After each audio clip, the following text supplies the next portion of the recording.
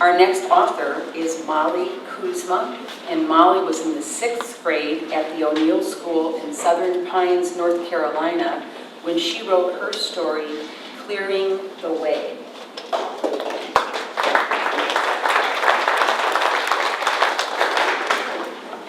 Clearing the Way, 1945, Southern Japan.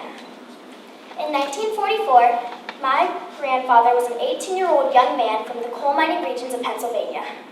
For the first 17 years of his life, he had never been more than 20 miles away from the town where he was born. After taking his first train ride to the big city of Philadelphia, he was shipped to boot camp in Maryland. Despite having aspirations for being a fighter pilot, given his proficiency in electronics, he was designated to be a radio operator.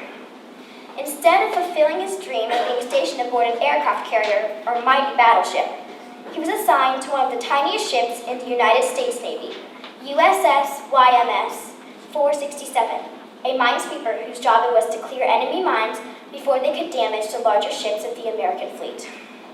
Before he knew it, my grandfather was sailing through the Panama Canal towards Hawaii and then Guam.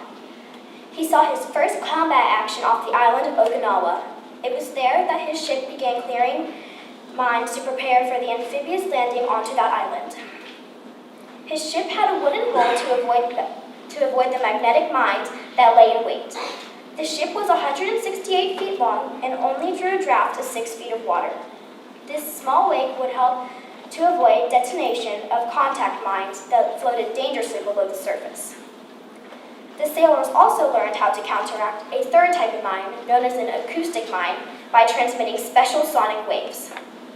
After overcoming his initial disappointment at being stationed aboard a minesweeper, my grandfather came to appreciate the small but important role he played in the Allied war effort. After victory at Okinawa, his ship moved to its next assignment, Operation Olympic, the planned American invasion of the southern Japanese island of Kyushu. While his ship was performing its duties there, my grandfather, serving as the ship's radio operator, received a coded message that said to break off all operations and return to Okinawa. Little did he know that Japan had just surrendered and that the world had entered the atomic age. A few weeks later, a Japanese harbor pilot was aboard my grandfather's ship, pointing out where the mines were hidden in Curry Harbor. My grandfather told me that it was sure easier finding the enemy mines when you knew where they were. An advantage of being aboard a minesweeper was that it was one of the first ships to enter the enemy's harbor, so you'd be one of the first to step onto foreign soil.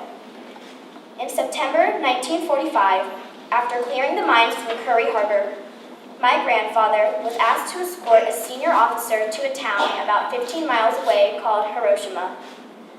My grandfather does not like to talk about what he saw that day, but he tells me that what he saw that day he can never forget, no matter how hard he has tried for the past 17 years. My grandfather is my hero, whom I love very much.